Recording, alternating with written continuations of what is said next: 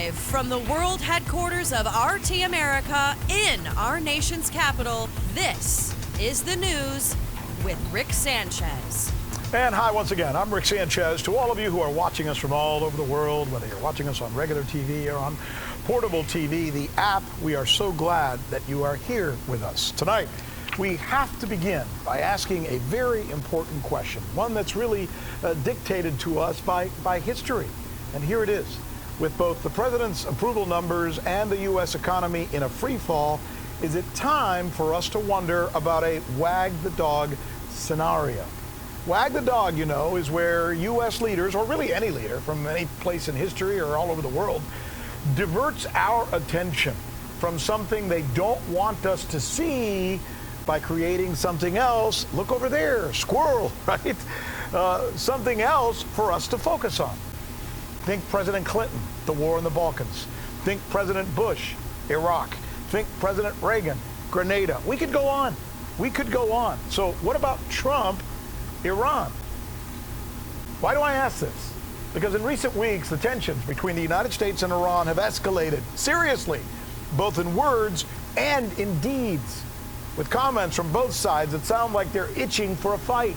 Trump: I have instructed the United States Navy to shoot down and destroy any and all Iranian gunboats if they harass our ships at sea. Those are Mr. Trump's words. Iran's naval commander: I have ordered our naval forces to destroy any American terrorist force in the Persian Gulf that threatens security of Iran's military or non-military ships. These are two leaders talking in really threatening words, right? Each side is accusing the other of bullying, of carelessness, and of provocation. But here's the problem. It's not just words. There have now been repeated incidents in the Persian Gulf that should give us all pause. Now here's just the latest that spurred the most recent back and forth. Watch this video.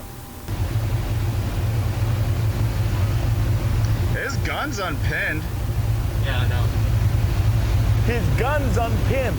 That's what he just said. That's the U.S. sailor he's heard commenting on the weapon that's not clipped, right? They say 11 gunships were apparently deliberately trying to threaten them. Iranians say, no, we're just patrolling the area and we have every right to be there. The question as we watch this video, though, is how close are we from one of these incidents getting out of hand, igniting something much bigger, especially at a time when the leaders of both countries are dealing with both political and economic discontent, to put it mildly. We're going to answer that, and we're going to drill down for you right here with these incidents happening and what it really means and what were to happen if they were to blow up. We drill down here on the News with Rick Sanchez, where we believe it's time to do news again.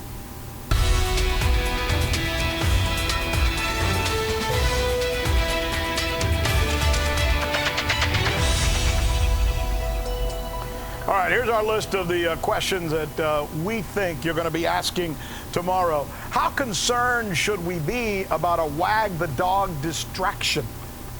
Can tourist destinations like Las Vegas survive coronavirus?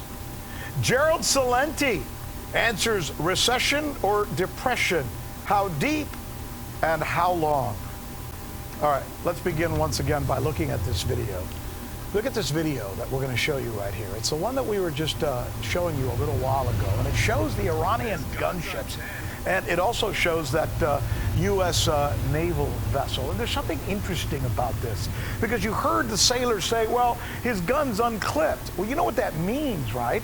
If the gun's unclipped, that means if he sneezes, if he coughs, if somebody hits him, moves forward, suddenly that gun goes off. What if the other side fires? These are the kinds of things that seem harmless in explanation, but this is how, heck, even world wars have begun. All right, that incident, by the way, took place just off the coast of Kuwait. So what we put together here is essentially the Persian Gulf. This is where that happened, right?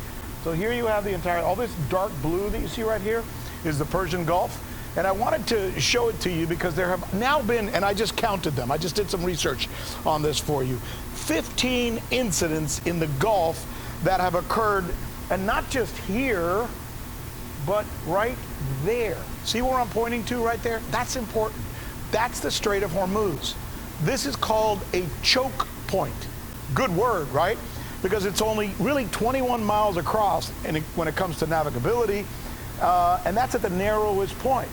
1/4 of all the oil in the world flows right through there, and it's the only way you can get out. Look, here's the ocean. There's that small opening. It's the only way that you can get out through here from the Persian Gulf into the ocean. Now, how dangerous is this situation? Is it even more dangerous now because history, economics, and politics all point to a potential wag the dog scenario? This is what we're going to focus on today. We think it's important. We think we need to ask these questions. We begin our coverage today with RT correspondent John Huddy. The president's message was clear.